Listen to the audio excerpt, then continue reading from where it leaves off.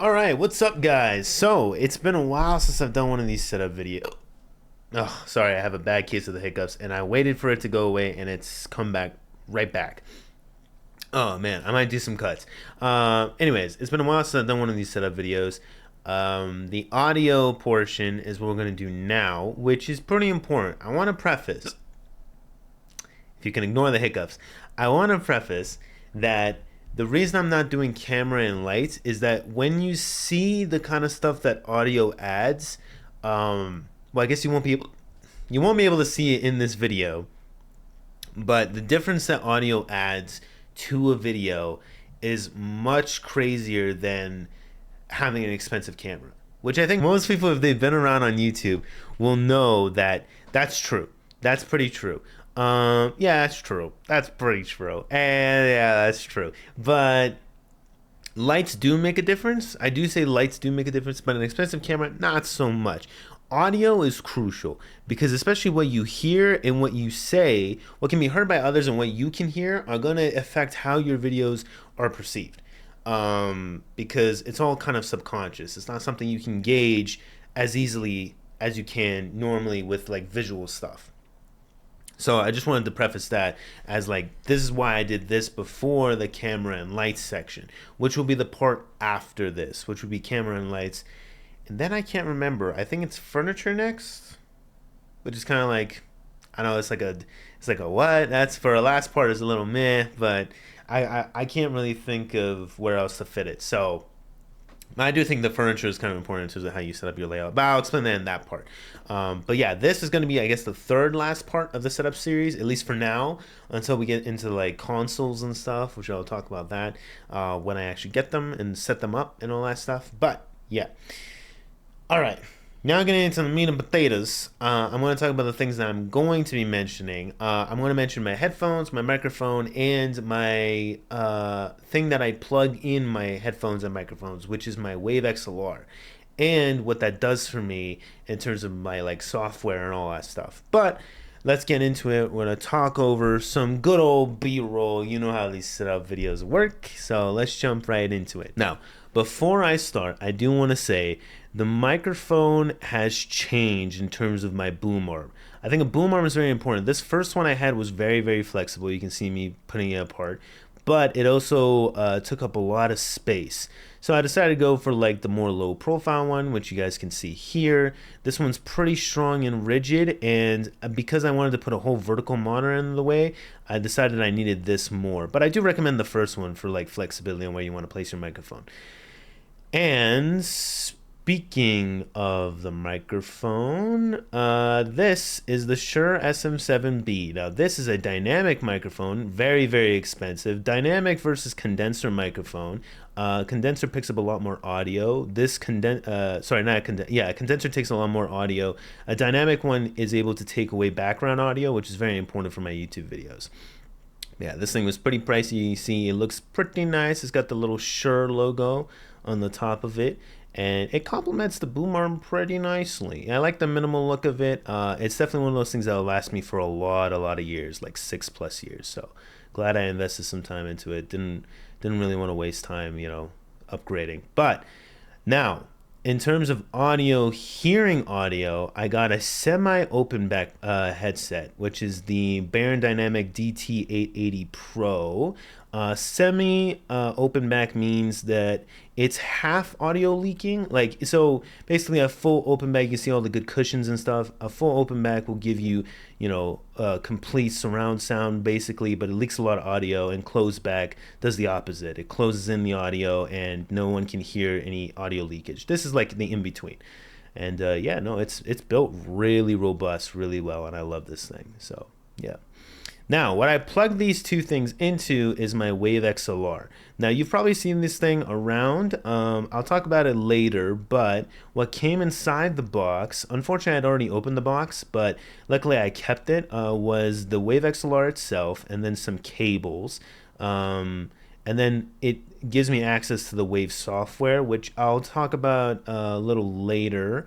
But you can see here it came with the quick start guide and USB-C cable, Wave XLR in the box, and all the instructions on how to use the software, which was all pretty simple. And also, I got the Shure box still. Unfortunately, I don't have my headset box anymore. I threw that thing out a long time ago. But I did decide to keep the Shure box for later.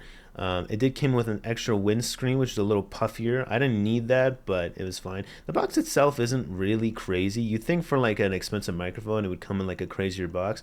I guess it doesn't really matter as long as it does the job. But yeah, it was just a normal, you can see here, just a normal cardboard box. Nothing too serious. And it slides right in. Yeah. So that's the Shure SM7B box. And that is basically it. There wasn't a whole lot, but in terms of the complexity, I know the headset, this guy right here, and the microphone right here seem pretty simple. It's like, okay, it's just an expensive piece of hardware that you got. I mean, you talked about open backs and closed backs with the headset. You talked about dynamic and condenser very subtly. Again, I'm not an expert on this stuff. I did my research for a lot of months on all the products I tried to put into my setup. These two, I will say right now, I put the most amount of research into figuring out what felt right for me. I know a lot of people will be like, well, the Shure, I've seen everyone have the Shure SM7B. Why would it take you a long time to make that decision? Because I don't actually think you need the Shure SM7B. In fact, I think most people will agree you don't really need the Shure SM7B. It's very expensive, but in terms of the stuff I wanted to do, it was actually interesting. The more I looked into it, the more I realized I want to do some more vocal stuff, and I want to do some other things here and there. And I said, well, why not just get this and never upgrade or buy a second microphone?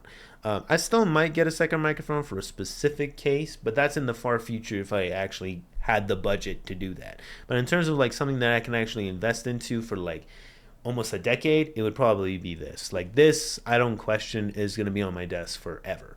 And this was kind of actually, I was going to go for a more pricey one, you know, but in my head I was thinking like use cases, and I'll be honest, headsets you do switch out a lot, microphones not so much. So in my head I was thinking, you know what, this is not the cheapest, but it's also not bad, you know, like this fits in the nice middle range that I was happy with. And in terms of all the editing I do and all that stuff, you guys know your headsets, you know that this isn't too bad.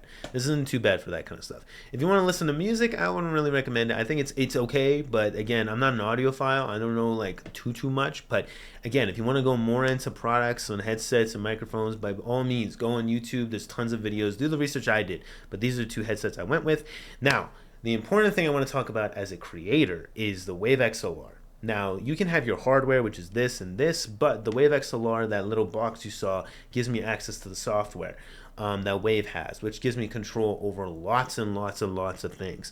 It gives me control over like my game, my capture on like my browser or videos I'm watching, you know, all my reactions, my gaming videos you guys can see on my other channels. Those are all important, like very, very heavily affected by me having the Wave XLR and being able to use the software with OBS as well. OBS is a separate thing, but my point is OBS is a lot easier to use when you have the Wave XLR that can like separate these things a little better at least. Windows does a pretty decent job, but the Wave XLR is also very, very important, most specifically if you're going to be streaming. I haven't been streaming that much, but I will plan to stream in the future, and it's definitely something that back at when I bought this, which was like a year or 2 years ago, Elgato, who makes this, didn't really have many things that would give the software aside from its microphones, which I already had a microphone and I don't want to like downgrade to like something like that, and just because I have the software and the Wave XLR. So I decided to get the Wave XLR. Nowadays, they have, you know, those little pressy buttons, I guess, what was it, like the Steam Decks? They now have a Steam Deck that has the software built in. So you can get the software through that Steam Deck, which I forgot what it's called. It's like Steam Deck Pro, something like that. I'm not too sure. But basically, in the far future, I may replace this with that and actually get a better audio interface. More like, better is a strong word. You don't really need anything better than this. But I'm kind of tempted. So anyways, my point is that that's the most vital piece just because of the software. I keep looking at it because it is so funny looking at it. It's super minimal. Like it just has one knob and that's it, which is part of my gripes with it. Like I feel like in general, there's not a lot of like buttons and stuff, which is fun, but also like practically, I would like if I could change each of the knobs. The only thing about the software is that I have to always open it.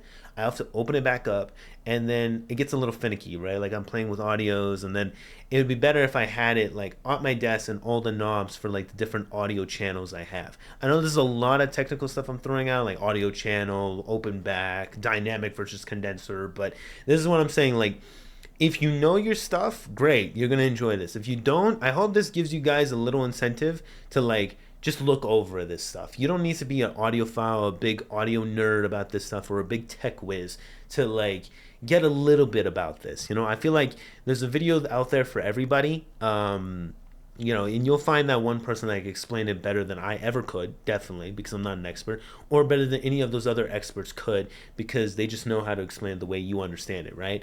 But my point is, as a consumer, I think it's important to know these kinds of things, especially if you want to do this kind of stuff. So even if you're not recording or streaming, I still also think it's very useful, and it goes a little under the radar. It's pretty underrated.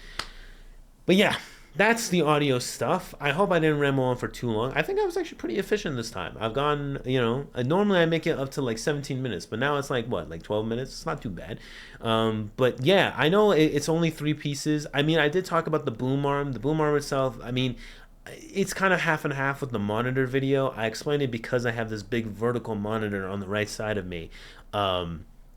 I have this, well, you guys can't see it, but I have this boom arm that is more low profile, which is also made by Elgato, which is pretty practical, and it works for me. When I wasn't ever actually planning on switching boom arms, but I actually didn't like this one, and because I thought like, oh, it's not as flexible. But then I realized, well, actually, ironically, it's flexible in the right way for me to actually, you know, get access to my microphone. Something I will also say, when it comes to your microphones, getting close to it is pretty important.